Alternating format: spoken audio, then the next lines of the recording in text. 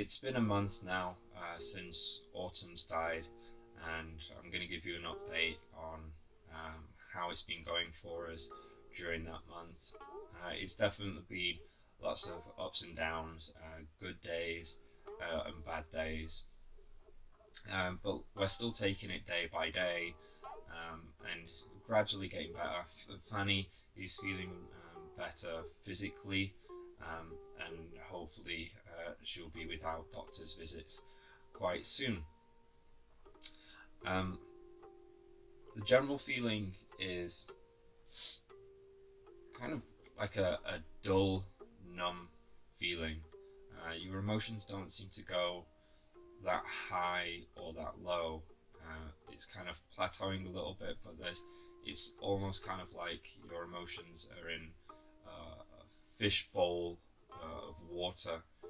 You can't quite touch everything, and sometimes there are these really dark days, and I'm sure anyone in our situation that's dealing with grief and loss of a child feel those days where you don't want to carry on and you just want to join her.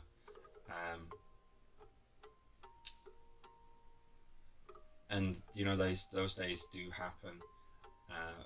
I've talked about them with Fanny, and as tempting as doing something like that would be, it would just be compounding the grief for everyone, because people will be losing just more people.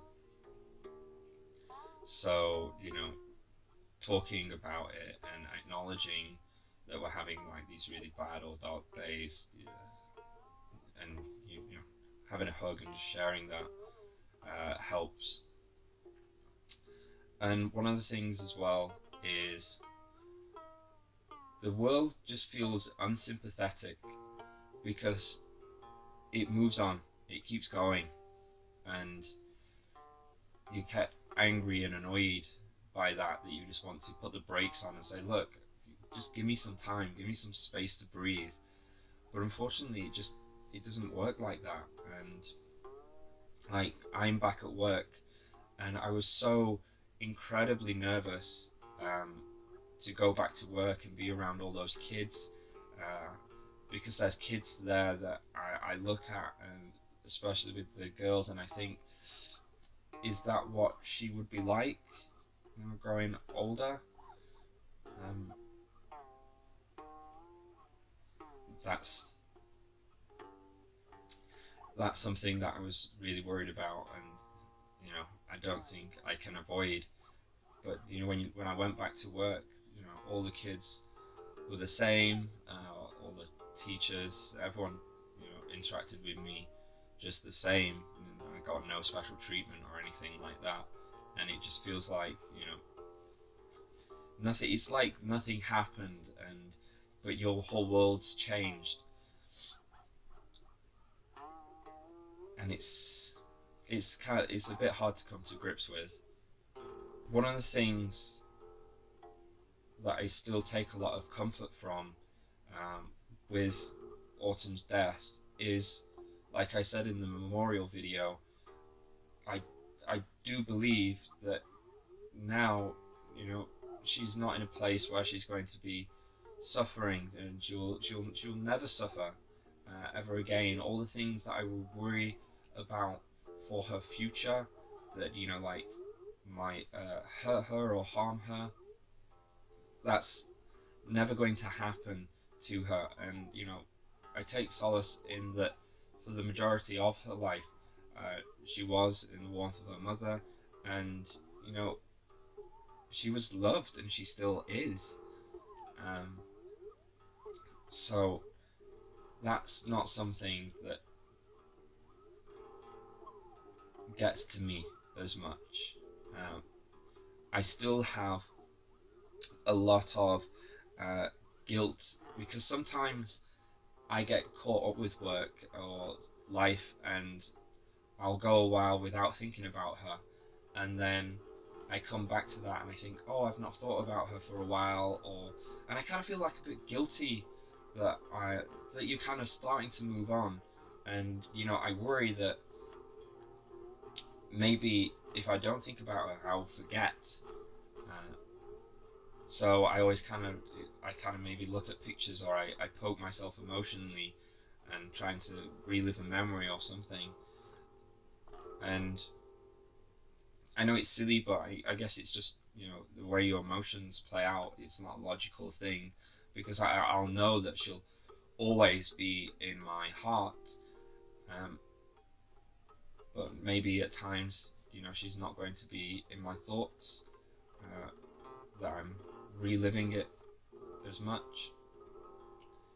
But maybe I'll come to a balance. I don't know.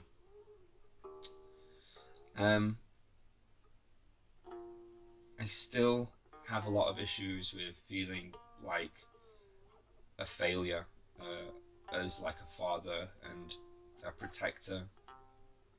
In the same instance that Fanny has a lot of issues about motherhood, and it's each to his own. And I have these sleepless nights, and I have these thoughts that I just can't control that go around and churn over in my head. And I have this particular recurring dream. It's about aliens, the Alien movie, and the xenomorph, the chest bursting aliens.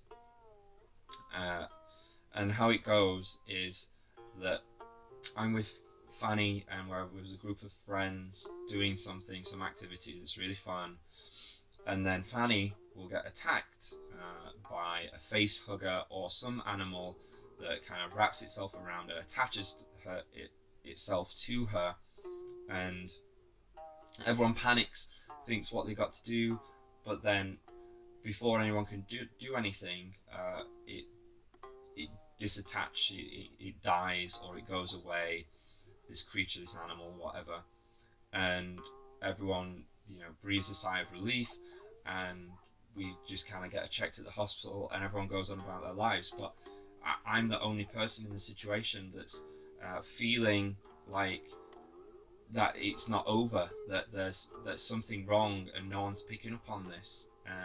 But I feel it, and I keep warning people, but nothing happens. And eventually, I just say, well, okay, it's not a problem for everyone else, so it's, you know, I'm overreacting or something like that. And then one day, you know, a creature comes out of Fanny.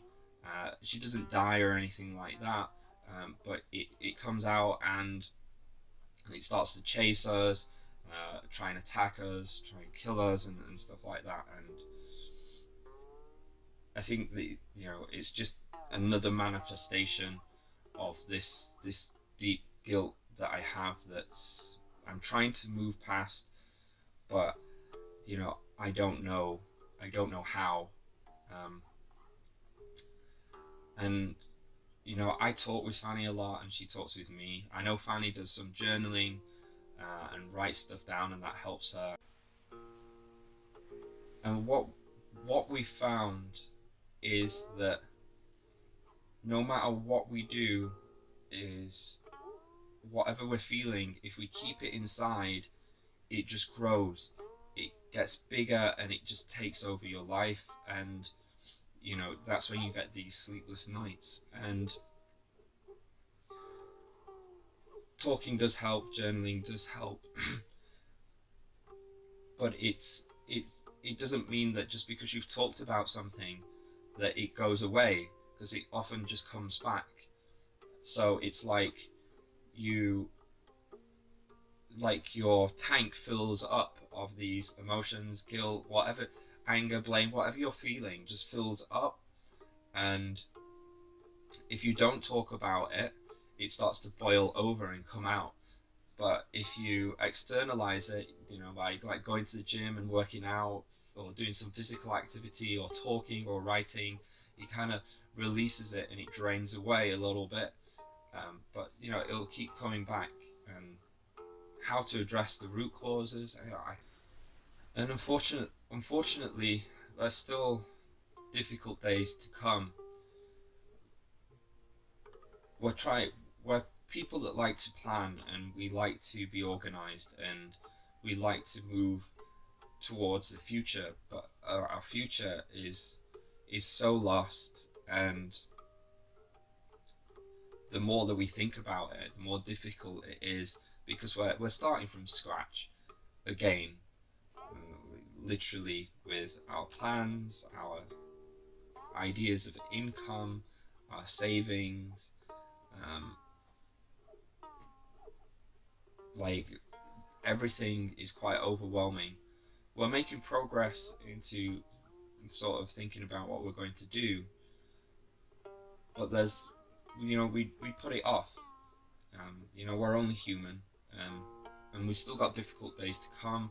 We've got all the baby products that have all the feelings that we've put in because of all the time we took into selecting everything to make it perfect. And we've got her ashes, and we need to sort out what we're going to do with those, and how we're going to transport them out of China. And you think about it, and you don't want to deal with it. But we're, like I said, we're taking things day by day.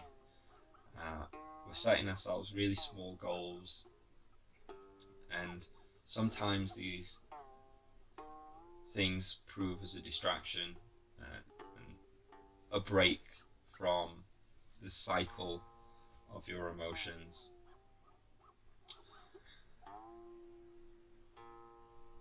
But yeah, it gets a little bit easier.